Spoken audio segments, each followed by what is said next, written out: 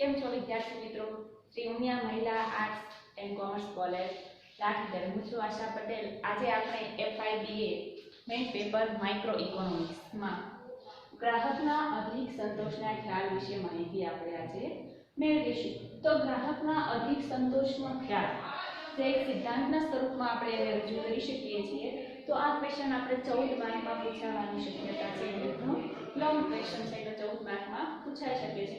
પરંતુ શોર્ટ ક્વેશ્ચનમાં કેવા ક્વેશ્ચન પૂછાય તો ગ્રાહકના અધિક સંતોષનો ખ્યાલ છે એ કોણે આપ્યો? તો એવી રીતના પૂછાઈ શકે કે ગ્રાહકના અધિક સંતોષનો ખ્યાલ કયા અર્થશાસ્ત્રીએ આપ્યો છે. તો આપણે લખ્યું છે કે ઈસવીસન 1884 માં ફ્રેન્ચ ઇજનેર ડ્યુપિટે ગ્રાહકના અધિક સંતોષનો ખ્યાલ આપ્યો છે. આ એક માર્કમાં પૂછાય એવો ક્વેશ્ચન છે કે ગ્રાહકના અધિક સંતોષનો ખ્યાલ કોણે અને ક્યારે આપ્યો છે. ત્યારબાદ આવે છે એનો અર્થ કે ગ્રાહકના અધિક સંતોષનો અર્થ શું થાય, તેનો નિયમ શું, ખ્યાલ શું છે. તો ગ્રાહકના અધિક સંતોષ, ગ્રાહક જ્યારે કોઈ વસ્તુ વિના ચલાવી લેવાને બદલે માનસિક રીતે વધુને વધુ કિંમત ચૂકવવા તૈયાર હોય છે અને વાસ્તવમાં એને જેટલી કિંમત ચૂકવવી પડે છે તે તફાવતને ગ્રાહકનો અધિક સંતોષ કહેવાય છે. તો વાસ્તવમાં પહેલા તો કે ગ્રાહક જ્યારે કોઈ વસ્તુ વિના ચલાવી લેવાની બદલે માર્કેટમાં ગ્રાહક જાય છે ત્યારે એ વસ્તુના ભાવ ખૂબ વધુ હોય છે, છતાં પણ ગ્રાહક એ વસ્તુને ચલાવી લેવા માંગતો નથી, કારણ કે એ વસ્તુ એને ખૂબ ગમી હોય અથવા તો એનો શોખ હોય કે ગમે તે અન્ય જે કારણ હોય એ ચલાવી શકે, પરંતુ એ વસ્તુ વિના ચલાવી શકતો નથી. તો એ માનસિક રીતે તૈયાર થઈ ગયો હોય કે મારે આ વસ્તુ ખરીદવી જ છે, ગમે તેટલી કિંમત હોય છતાં એ વસ્તુની ખરીદવા માટે પોતે તૈયાર છે અને વાસ્તવમાં એને કેટલી કિંમત ચૂકવવી પડે છે. તો આ બે વચ્ચેનો જે તફાવત છે એને આપણે ગ્રાહકના અધિક સંતોષનો ખ્યાલ કહી શકીએ છીએ. તો એની સૂત્ર દ્વારા આપણે ગણતરી કરવી હોય તો પણ થઈ શકે. ગ્રાહકના અધિક સંતોષનો ખ્યાલ બરાબર માનસિક રીતે ચૂકવેલી કિંમતની તૈયારી, કેટલી કિંમત ચૂકવવા માટે તૈયાર છે, માઈનસ વાસ્તવમાં ચૂકવેલી કિંમત. તો આ સૂત્ર દ્વારા એના ઉપરથી આપણે ગણતરી કરવી હોય તો પણ થઈ શકે. એટલે કે માનસિક રીતે કિંમત ચૂકવવાની તૈયારી માઈનસ વાસ્તવમાં ચૂકવેલી કિંમત. તો એક ઉદાહરણ દ્વારા સમજી લઈએ કે કોઈ વિદ્યાર્થી છે તો એ વિદ્યાર્થીને કોઈ પેન છે એ ખૂબ ગમી છે, પસંદ આવી છે અને એ પેન ખરીદવી છે. તો એને મનોમન નક્કી કરી લીધું છે કે 10 રૂપિયા સુધીની કિંમત હોય તો એ કિંમત ચૂકવવા પોતે તૈયાર છે. તો એને વાસ્તવમાં માનસિક રીતે કેટલી કિંમત એને નક્કી કરી છે?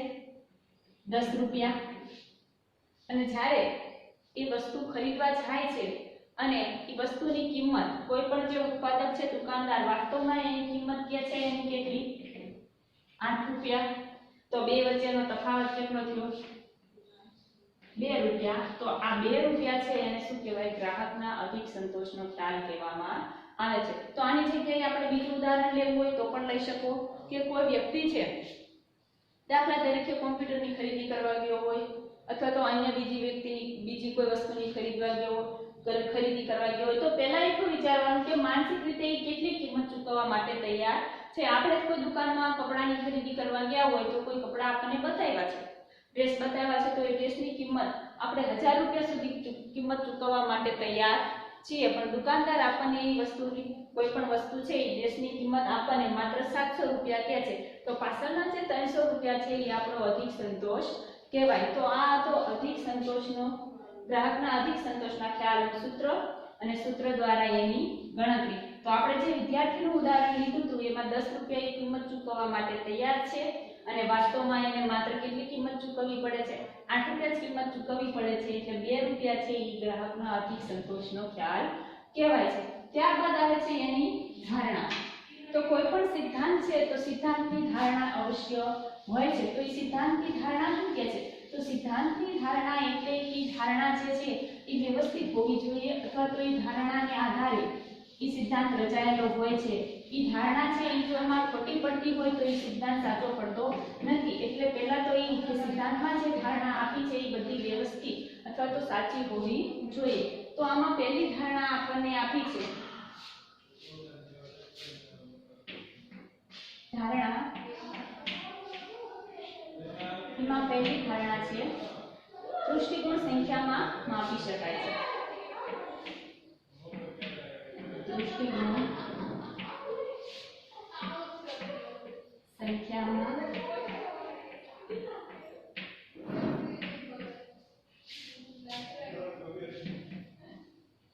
માપી શકાય છે।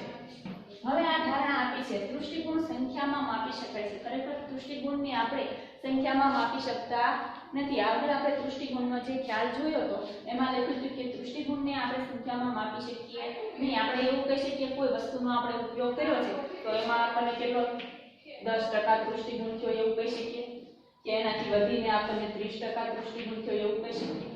એવું કહી શકતા નથી। કોઈ વસ્તુનો આપણે ઉપયોગ કર્યો છે તેમાંથી આપણને કેટલો સંતોષ પ્રાપ્ત થાય છે એ આપણે માત્ર શબ્દોમાં વ્યક્ત કરી શકીએ કે વધારે થયો છે અથવા તો ઓછો થયો છે। અને આ જે દૃષ્ટિગુણનો ખ્યાલ છે એ વ્યક્તિએ જુદો હોય છે। અમુક વ્યક્તિને વધારે દૃષ્ટિગુણ મળ્યો હોય છે તો અમુક વ્યક્તિને ઓછો દૃષ્ટિગુણ મળે છે। એટલે વ્યક્તિની જરૂરિયાત ઉપર આધાર છે કે વ્યક્તિને કેટલો દૃષ્ટિગુણ મળે છે। જો જરૂરિયાત વધુ હશે તો દૃષ્ટિગુણનું પ્રમાણ એને વધારે મળશે અને જરૂરિયાત ઓછી હશે તો એ પ્રમાણના એને દૃષ્ટિગુણનું પ્રમાણ કેવું મળશે ઓછું મળશે। તો આ ગ્રાહકના અધિક સંતોષનો જે ખ્યાલ છે એમાં કીધું છે કે દૃષ્ટિગુણને આપણે શેમાં માપી શકીએ છીએ સંખ્યામાં માપી શકીએ છીએ।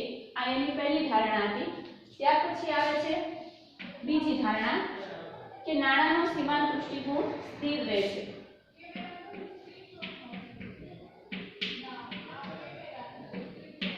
નાણાંનો સીમાંત દૃષ્ટિગુણ કેવો રહે છે સ્થિર રહે છે। સ્થિર રહે છે।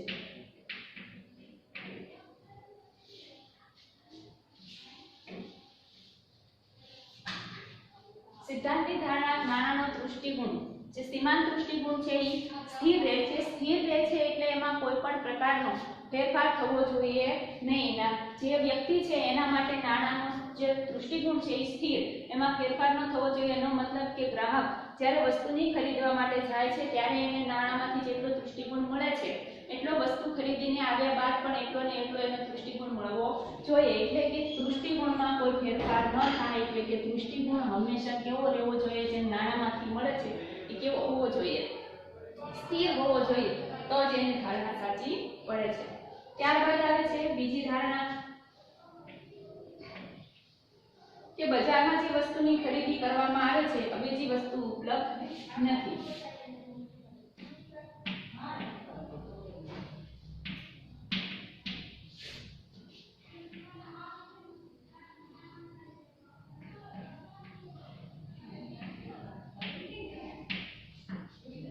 ત્રીજી ધારણા આપણે એ છે કે અવેજી વસ્તુ ઉપલબ્ધ નથી।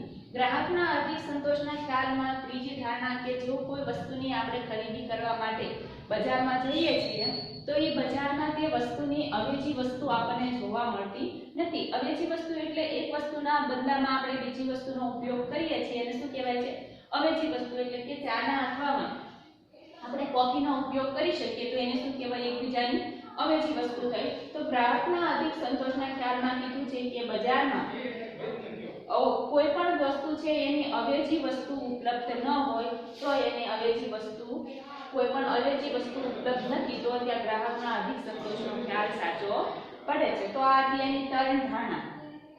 પહેલું છે કે દૃષ્ટિગુણ સંખ્યામાં માપી શકાય છે। બીજી ધારણા છે કે નાણાંનો સીમાંત દૃષ્ટિગુણ કેવો રહે છે સ્થિર રહે છે। ત્યારબાદ બીજી ધારણા છે કે અવેજી વસ્તુ ઉપલબ્ધ નથી। એટલે જે વસ્તુને આપણે ઉદાહરણ તરીકે ગણતરી કરીએ છીએ તો એવી વસ્તુ ઉદાહરણ તરીકે ગણતરી કરી શકાય કે જેની બજારમાં એની કોઈ બીજી અવેજી વસ્તુ હોતી નથી તો જ આ ગ્રાહકના અધિક સંતોષનો ખ્યાલ સાચો પડે છે। ત્યારબાદ આવે છે આપણે અનુસૂચિ અને આકૃતિ દ્વારા એની સમજૂતી। તો પહેલા અનુસૂચિ અને ત્યાર પછી એની આકૃતિ દ્વારા સમજૂતી મેળવી શકાય છે। તો પહેલું આપણે લઈશું અનુસૂચિ।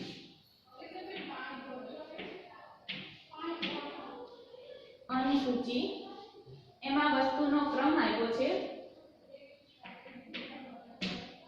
વસ્તુનો ક્રમ, કિંમત ચૂકવવાની તૈયારી,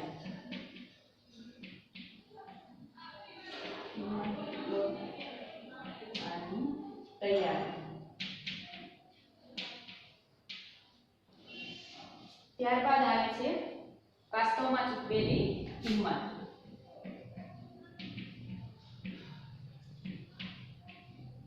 વાસ્તવમાં ચૂકવેલી કિંમત। છેલ્લું કયું આવશે બે વચ્ચેનો તફાવત, એટલે જેને શું કહીએ છીએ આપણે ગ્રાહકનો અધિક સંતોષ.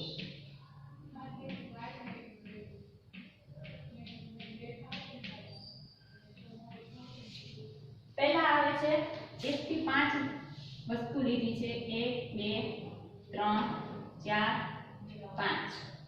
તો પહેલા વસ્તુની કિંમત 100 રૂપિયા. પહેલી વસ્તુ આપી છે આપણને કે કિંમત ચૂકવવા માટે ગ્રાહક તૈયાર થાય છે. કેટલી? 100 રૂપિયા કિંમત ચૂકવવા માટે ગ્રાહક તૈયાર થાય છે, અને વાસ્તવમાં એને કેટલી કિંમત ચૂકવવી પડે છે? માત્ર 10 રૂપિયા. તો આ બે વચ્ચેનો તફાવત કેટલો થયો? 100 માંથી 10 જાય તો પાછળ કેટલા બચશે? જે આ 90 રૂપિયા છે એને શું કહેવાય? ગ્રાહકનો અધિક સંતોષ કહેવાય છે. એવી રીતે બીજી વસ્તુ છે એ માત્ર મળે છે આપણને 75 રૂપિયા માટે ચૂકવવા માટે એ તૈયાર છે, પરંતુ એની કિંમત કેટલી મળે છે? 10 રૂપિયા. વાસ્તવમાં કેટલી કિંમત હોય છે એની? 10 રૂપિયા. તો 75 માંથી 10 જાય તો કેટલા વધે? 65. આગળની ત્રીજી વસ્તુ છે 55 રૂપિયા વસ્તુની કિંમત ચૂકવવા માટે તૈયાર હોય છે ગમે તે ગ્રાહક. તો એની વાસ્તવમાં કેટલી કિંમત ચૂકવવાની હોય છે? માત્ર 10 રૂપિયા. તો 55 માંથી 10 જાય તો આપણને કેટલા મળશે? 45. ત્યાર પછી ચોથી વસ્તુ છે જે ગ્રાહક 25 રૂપિયા કિંમત ચૂકવવા માટે તૈયાર થાય છે, તો એને વસ્તુ કેટલામાં મળે છે? માત્ર 10 રૂપિયામાં. જો તેને શું મળે છે? અધિક સંતોષ 15 રૂપિયા જે ગ્રાહકનો અધિક સંતોષ છે. ત્યારબાદ પાંચમી વસ્તુ છે જે કેટલી કિંમત ચૂકવવા માટે તૈયાર થાય છે? માત્ર 10 રૂપિયા, અને વાસ્તવમાં કિંમત પણ કેટલી છે એની? 10 રૂપિયા. તો આમાં ગ્રાહકનો અધિક સંતોષ કેટલો થશે? 0. તો આ હતા ગ્રાહકના અધિક સંતોષની અનુસૂચિ. તો અનુસૂચિ ફરીવાર આપણે વ્યવસ્થિત સમજી લઈએ. તો પહેલા આવે છે વસ્તુનો ક્રમ, ત્યારબાદ કિંમત ચૂકવવાની તૈયારી. જે આપણે સૂત્રમાં આવતું હતું કે વાસ્તવમાં ખરેખર વ્યક્તિ કેટલી કિંમત ચૂકવવા માટે તૈયાર છે અને વાસ્તવમાં જે વસ્તુની કેટલી કિંમત છે એ બેનો આપણે તફાવત એટલે બેની બાદબાકી કરશું એટલે આપણને ગ્રાહકના અધિક સંતોષનો ખ્યાલ જોવા મળે છે.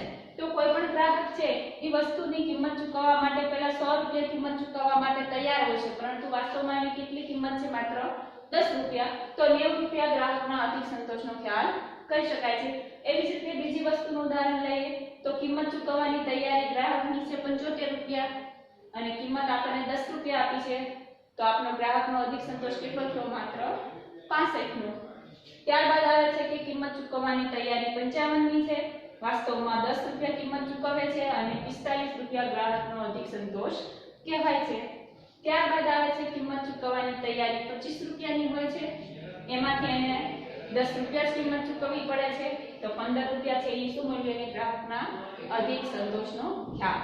ત્યારબાદ હવે છેલ્લું કિંમત ચૂકવવાની તૈયારી માત્ર કેટલી છે ગ્રાહકની?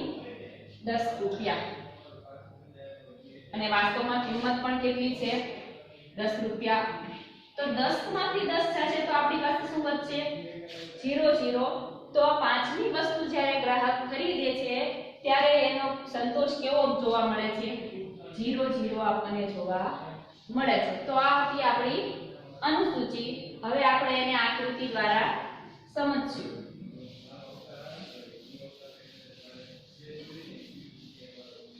આ જે અનુસૂચિ હતી એમાં આપણે બીજા પણ આંકડા લઈ શકીએ અથવા તો બીજી વસ્તુની ગણતરી કરવી હોય તો પણ એ વસ્તુની ગણતરી કરી શકાય. એટલું ખાસ યાદ રાખવાનું કે જે આપણો છેલ્લો એકમ આવે છે એમાંથી મળતો જે ગ્રાહકનો અધિક સંતોષનો ખ્યાલ છે એ 0 હોવો જોઈએ.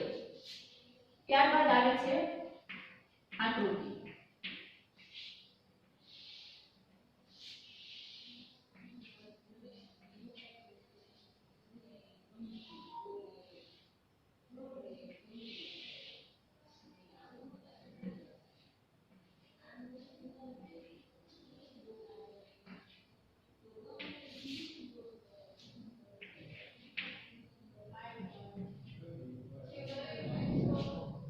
કોઈ એક ધરી ઉપર વસ્તુના એકમ અને ઓવાય ધરી ઉપર કિંમત અને સીમાંત દૃષ્ટિકોણ. આપણે ધારણામાં જોયું કે સીમાંત દૃષ્ટિકોણ કેવો રહેવો જોઈએ? સ્થિર રહેવો જોઈએ.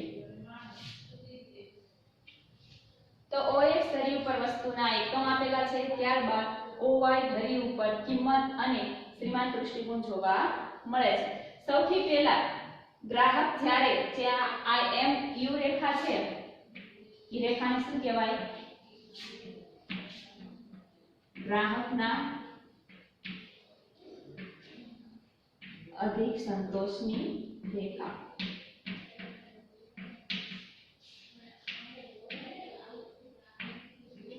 અધિક સંતોષની જે રેખા છે એમ યુ.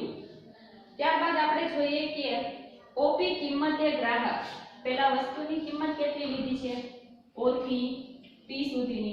ત્યારે ગ્રાહક વસ્તુના કેટલા એકમ ખરીદે છે? O થી A સુધીના વસ્તુના એકમો ખરીદે છે. આથી ગ્રાહકને જે કુલ દૃષ્ટિકોણ મળે છે, જે એકમોની વપરાશ કરે છે, એ કેટલો હોય છે? O M B A. કિંમત કેટલી લીધી છે પહેલા?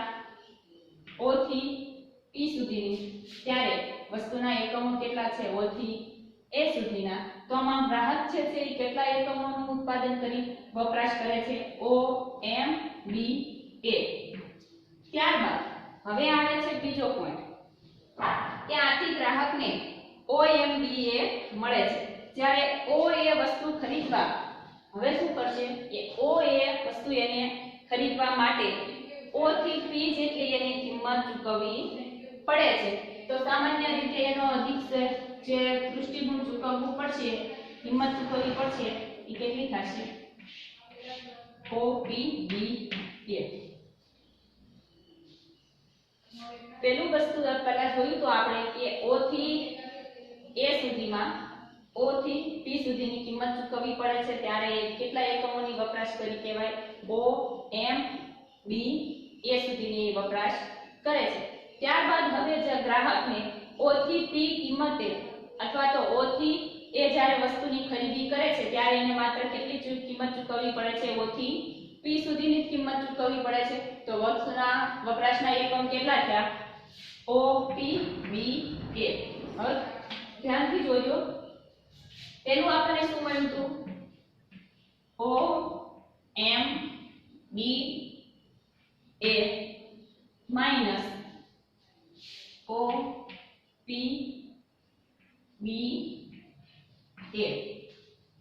ચાલો આવ્યું? જે આખું છે OMBA,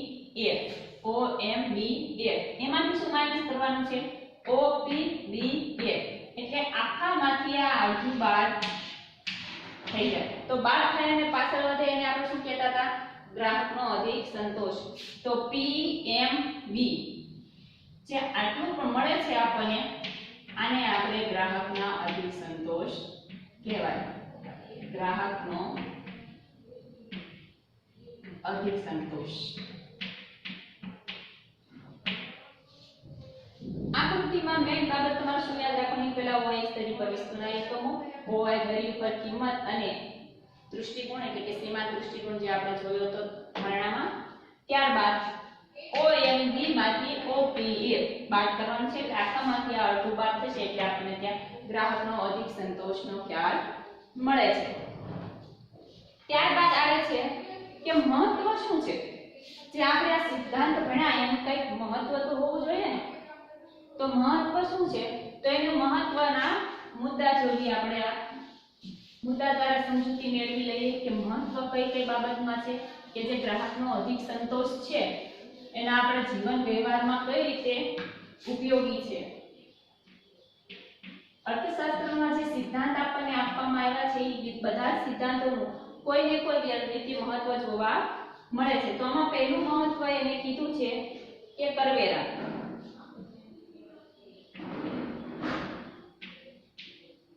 કરવેરા છે. બીજું મહત્વ છે કે ઇજારાદારની કિંમત નક્કી કરવામાં મદદરૂપ. ઇજારાદારને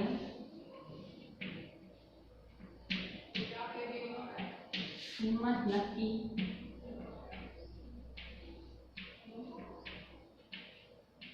નક્કી કરવામાં મદદરૂપ.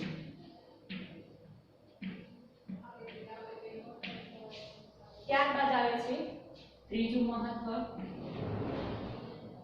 જીવન ધોરણની સપાટી જાણવા. જીવન ધોરણની સપાટી જાણવા.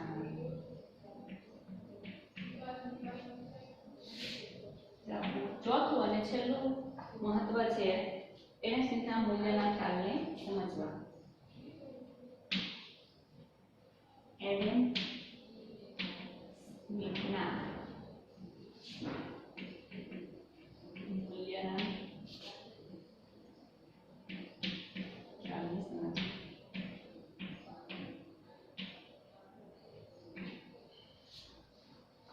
આ છે ગ્રાહકના અધિક સંતોષના ખ્યાલનું મહત્વ. તો આપણા જીવન વ્યવહારમાં ગ્રાહકના અધિક સંતોષના ખ્યાલનું શું મહત્વ છે? તો પહેલું બતાવ્યું છે આપણને કરવેરા. તો કરવેરામાં કઈ રીતે મહત્વ છે? તો કરવેરા દ્વારા આપણે એટલી માહિતી મેળવી શકીએ છીએ કે વ્યક્તિ ઉપર જે કરવેરા નાખવામાં આવે છે તો વ્યક્તિ કઈ હદ સુધી વસ્તુની કિંમત ચૂકવવા માટે તૈયાર છે એના આધારે કરવેરા નાખી શકાય છે. તો ગ્રાહકના અધિક સંતોષના ખ્યાલને આધારે આપણને એટલો ખ્યાલ આવે છે કે ગ્રાહક વાસ્તવમાં કેટલી કિંમત ચૂકવવા માટે તૈયાર છે. તો જે તે દેશમાં ગ્રાહક વધારે કિંમત ચૂકવવા માટે તૈયાર હશે તો એની ઉપર વધારે કરવેરા નાખવામાં આવશે, છતાં પણ ગ્રાહક તેનો વિરોધ કરશે નહીં. તો ગ્રાહકના અધિક સંતોષનો ખ્યાલ છે એ કરવેરામાં આપણને ખૂબ ઉપયોગી જોવા મળે છે. ત્યારબાદ આવે છે કે ઇજારાદારને કિંમત નક્કી કરવામાં મદદરૂપ. જેવી રીતે કરવેરામાં ખ્યાલ આવે છે કે ગ્રાહક વસ્તુની કેટલી કિંમત ચૂકવવા તૈયાર છે, એવી રીતે ઇજારાદારને જે તે કંપની અથવા તો પેઢીનો બજારમાં ઇજારો હોય છે એને ખ્યાલ આવી જાય કે સામેવાળો ગ્રાહક છે એ વાસ્તવમાં આટલી કિંમત ચૂકવવા માટે તૈયાર છે તો એ એટલી કિંમત એ વસ્તુની રાખે છે. આપણે અનુસૂચિમાં જોયું હતું કે ગ્રાહક 100 રૂપિયા વસ્તુની કિંમત ચૂકવવા માટે પણ તૈયાર હોય છે, ત્યારે વાસ્તવમાં એની કિંમત કેટલી હોય છે? 10 રૂપિયા. તો જે તે ઇજારાદાર પેઢી છે એ 100 રૂપિયા જો કિંમત ચૂકવવા માટે ગ્રાહક તૈયાર થાય છે તો 90 થી 95 રૂપિયા સુધી અથવા તો 95 થી વધારે સુધી 100 સુધીની કિંમત રાખશે, છતાં પણ એ ગ્રાહક છે એ વસ્તુની ખરીદી કરે છે. તો ઇજારાદારને કિંમત નક્કી કરવી હોય તો એમાં પણ આપણે ગ્રાહકના અધિક સંતોષનો ખ્યાલ ઉપયોગી જોવા મળે છે. ત્યારબાદ આવે છે જીવન ધોરણની સપાટી જાણવા માટે. જીવન ધોરણની સપાટી કઈ રીતના જાણી શકીએ? કે ગ્રાહકના અધિક સંતોષ દ્વારા જ આપણે જાણી શકશું, કારણ કે વાસ્તવમાં જે વ્યક્તિ ખરેખર કેટલી કિંમત ચૂકવવા માટે તૈયાર છે એના આધારે આપણે જાણી શકીએ છીએ. જો ગ્રાહક વધારે કિંમત ચૂકવવા માટે તૈયાર હશે તો એનું જીવન ધોરણ કેવું હશે? ઊંચું હશે તો હજી વધારે કિંમત ચૂકવવા માટે તૈયાર હશે, અને કિંમત ચૂકવવા માટે તૈયાર ન હોય તો આપણને એટલો ખ્યાલ આવી શકે કે એનું જીવન ધોરણ નીચું હશે અથવા તો એની આવક ઓછી હશે. તો જીવન ધોરણ માપવા માટે પણ આપણે ગ્રાહકના અધિક સંતોષનો ખ્યાલ મહત્વનો છે. ત્યારબાદ આવે છે એડમ સ્મિથના મૂલ્યના ખ્યાલને સમજવા. તો એડમ સ્મિથે મૂલ્યનો ખ્યાલ આપ્યો છે. એમાં બે મૂલ્ય છે, ઉપયોગિતા મૂલ્ય અને વિનિમય મૂલ્ય. ઘણી વસ્તુ એવી છે કે ઉપયોગિતા મૂલ્ય હોય છે અને ઘણી વસ્તુનું શું હોય છે? વિનિમય મૂલ્ય. તો જેનું ઉપયોગિતા મૂલ્ય હોય એનું વિનિમય મૂલ્ય ઓછું હોય, અને વિનિમય મૂલ્ય હોય એનું ઉપયોગિતા મૂલ્ય ઓછું હોય છે. જે આપણે સૂર્યપ્રકાશ છે, હવા છે, એ શું છે? એનું ઉપયોગી મૂલ્ય ખૂબ છે. ઉપયોગ ખૂબ વધારે પ્રમાણમાં આપણે એનો કરી શકીએ, પરંતુ એનો વિનિમય કરી શકશું? ક્યારે આટલા ટકા આપણે હાલો ઓક્સિજન લેવાનું બંધ કર્યું, શ્વાસ લેવાનું 5% બંધ, 5 મિનિટ સુધી આપણે શ્વાસ રોકી રાખ્યો તો એ 5 મિનિટનું ઓક્સિજનનું પ્રમાણ છે આપણે અન્ય વ્યક્તિને વિનિમય કરી શકશું? નહીં કરી શકીએ. એટલે કે એ વસ્તુનું શું છે? ત્યાં આપણને ઉપયોગિતા મૂલ્ય જોવા મળે છે, વિનિમય મૂલ્ય જોવા મળતું નથી. તો એવી રીતે બીજું મૂલ્ય છે વિનિમય મૂલ્ય. જે વિનિમય એટલે એકબીજાને લેવડ દેવડ કરવી હોય એમાં ઉપયોગી હોય, પરંતુ ઉપયોગિતા મૂલ્ય ન હોય. દાખલા તરીકે સોનું. સોનું આપણને ક્યાં ઉપયોગમાં આવશે? એ આપણો શોખ છે એટલે આપણે એને શું કરીએ? પહેરીએ છીએ, એ આપણો એક શોખ છે, પરંતુ આપણને એ ઉપયોગમાં ક્યાંય આવતું નથી. તો એનું ઉપયોગિતા મૂલ્ય કેટલું કહેવાશે? આપણે 0 કહેવાશે. પરંતુ એનું વિનિમય મૂલ્ય ઘણું બધું છે, કારણ કે સોનાના બદલામાં આપણે અનેક વસ્તુની ખરીદી કરી શકીએ છીએ. તો આ એડમ સ્મિથના મૂલ્યનો સિદ્ધાંત છે કે જે વસ્તુ હોય છે એનું ઉપયોગિતા મૂલ્ય હોય છે અને સામે બીજી વસ્તુનું શું હોય છે? વિનિમય મૂલ્ય હોય છે, એટલે કે એક વસ્તુનું ઉપયોગિતા મૂલ્ય અને બીજી વસ્તુનું વિનિમય મૂલ્ય હોય છે. તો વિદ્યાર્થી મિત્રો, આ હતો આપણા ગ્રાહકના અધિક સંતોષનો ખ્યાલ, જે કોણે આપ્યો છે 1884 માં ફ્રેન્ચ ઇઝનેર ડ્યુપ્યુટ નામના જે અર્થશાસ્ત્રી છે એને આ ગ્રાહકના અધિક સંતોષનો ખ્યાલ આપ્યો છે. ત્યારબાદ એનો નિયમ જોયો, એટલે અથવા તો અર્થ, કે જ્યારે કોઈ ગ્રાહક કોઈ વસ્તુની કિંમત ચૂકવવા માટે તૈયાર હોય અને વાસ્તવમાં એને જે કિંમત ચૂકવવી પડે છે એ બંને વચ્ચેના તફાવતને આપણે ગ્રાહકનો અધિક સંતોષનો ખ્યાલ કહીએ છીએ. એનું સૂત્ર: ગ્રાહકના અધિક સંતોષનો ખ્યાલ ગ્રાહકની કિંમત ચૂકવવાની તૈયારી માઈનસ વાસ્તવમાં ચૂકવેલી કિંમત. ઉદાહરણ આપણે લીધું હતું એક વિદ્યાર્થીનું જે 10 રૂપિયાની પેન છે, પેનની કિંમત ચૂકવવા માટે તૈયાર છે 10 રૂપિયા અને વાસ્તવમાં એની કિંમત હોય છે માત્ર 8 રૂપિયા. તો 2 રૂપિયાની શું મળે છે? ગ્રાહકનો અધિક સંતોષ. ત્યારબાદ એની 3 ધારણા જોઈ હતી, ત્યાર પછી એની અનુસૂચિ, આકૃતિ અને આ છેલ્લે આવે છે એનું મહત્વ. તો આ હતો ગ્રાહકના અધિક સંતોષનો ખ્યાલ અથવા તો એનો નિયમ. Okay, thank you.